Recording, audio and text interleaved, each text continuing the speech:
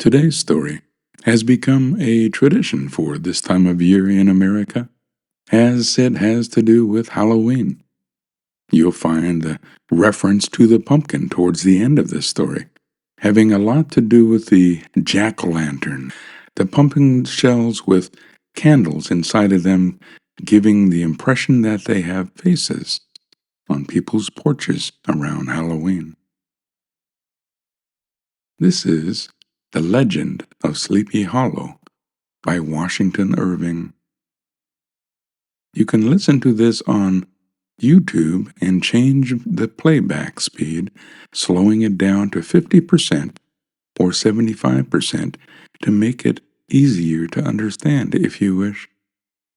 To hear it at normal speed, just listen as is at any of the podcast platforms that you may be using normally. And now, The Legend of Sleepy Hollow. The valley known as Sleepy Hollow hides from the world in the high hills of New York State.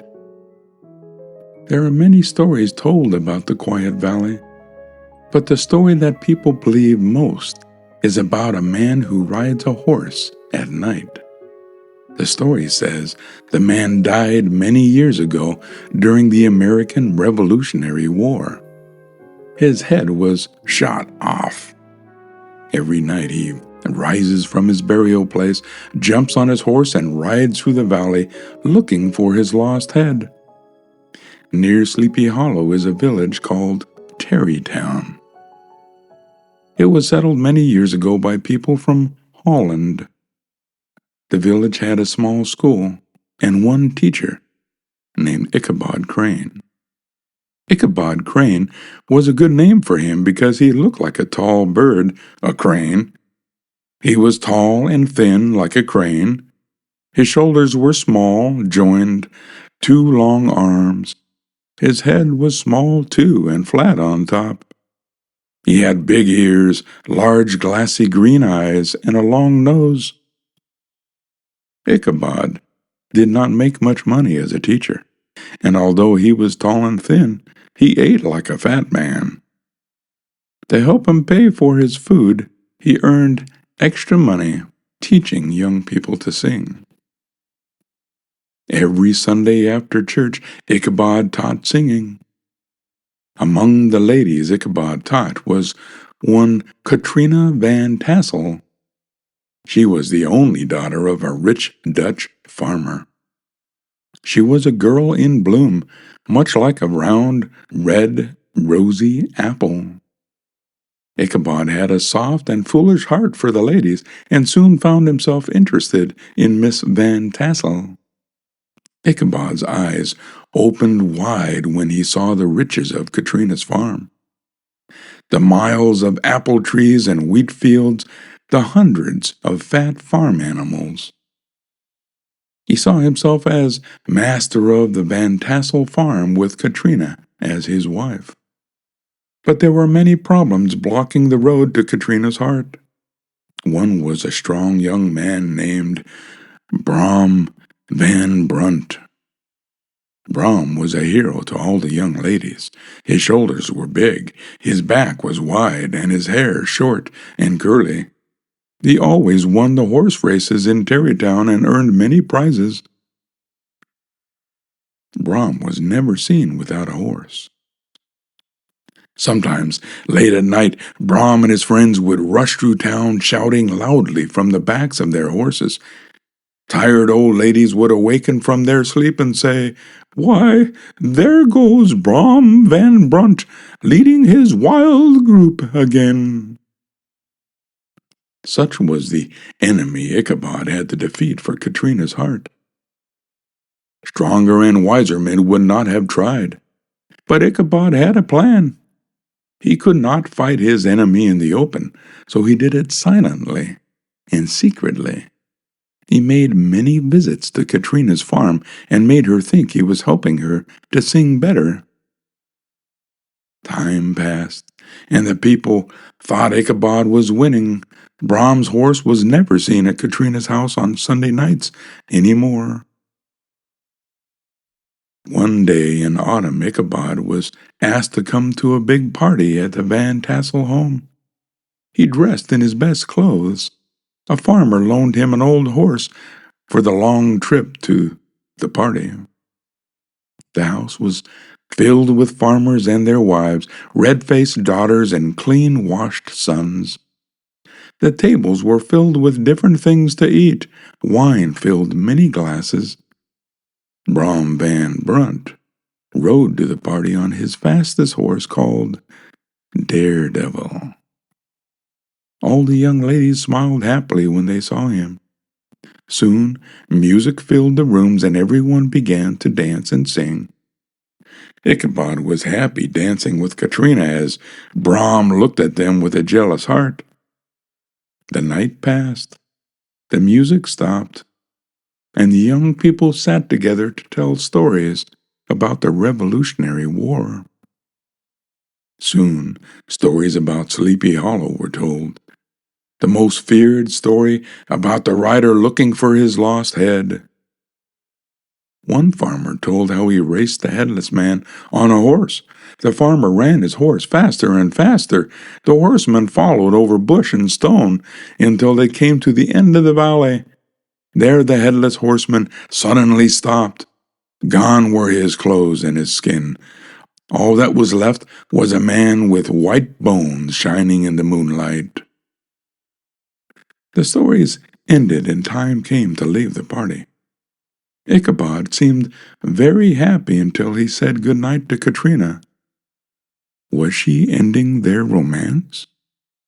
He left feeling very sad. Had Katrina been seeing Ichabod just to make Brom Van Brunt jealous so he would marry her? Well, Ichabod began his long ride home on the hills that surround Tarry Town. He had never felt so lonely in his life. He began to whistle as he came close to a tree where a man had been killed years ago by rebels. He thought he saw something white move in a tree. But no, it was only the moonlight shining and moving on the tree. Then he heard a noise. His body shook. He kicked the horse faster. The old horse tried to run, but almost fell in the river instead. Ichabod hit the horse again. The horse ran fast and then suddenly stopped, almost throwing Ichabod forward to the ground. There in the woods, on the side of the river where the bushes grow low, stood an ugly thing. Big and black. It did not move, but seemed ready to jump like a giant monster. Ichabod's hair stood straight up. It was too late to run, and in his fear he did the only thing he could. His shaking voice broke the silent valley. "Who are you?" The thing did not answer. Ichabod asked again. Still no answer. Ichabod's old horse began to move forward. The black thing began to move alongside of Ichabod's horse in the dark. Ichabod made his horse run faster. The black thing moved with them. Side by side they moved, slowly at first, and not a word was said. Ichabod felt his heart sink. Up a hill they moved, above the shadow of the trees. For a moment the moon shone down, and to Ichabod's horror he saw it was a horse, and it had a rider. But the rider's head was not on his body. It was in front of the rider, resting on the horse. Ichabod kicked and hit his horse with all his power. Away they rushed through bushes and trees, across the valley of Sleepy Hollow. Up ahead was an old church bridge where the headless horseman stops and returns to his burial place. "If only I can get there first, I'm safe," thought Ichabod. He kicked his horse again. The horse jumped on the bridge and raced over it like the sound of thunder. Ichabod looked back to see if the headless man had stopped. He saw the man pick up his head and throw it with a powerful force. The head hit Ichabod in the face and knocked him off his horse to the dirt below. They found Ichabod's horse the next day, peacefully eating grass. They could not find Ichabod. They walked all across the valley. They saw the footmarks of Ichabod's horse as it had raced through the valley. They even found Ichabod's old hat in the dust near the bridge, but they did not find Ichabod. The only other thing they found was lying near Ichabod's hat. It was the broken pieces of a round orange pumpkin. The town people talked about Ichabod for many weeks. They remembered the frightening stories of the valley, and finally they came to believe that the headless horseman had carried Ichabod away. Much later, an old farmer returned from a visit to New York City. He said he was sure he saw Ichabod there. He thought Ichabod silently left Sleepy Hollow because he had lost Katrina. As for Katrina, her mother and father gave her a big wedding when she married Brom Van Brunt.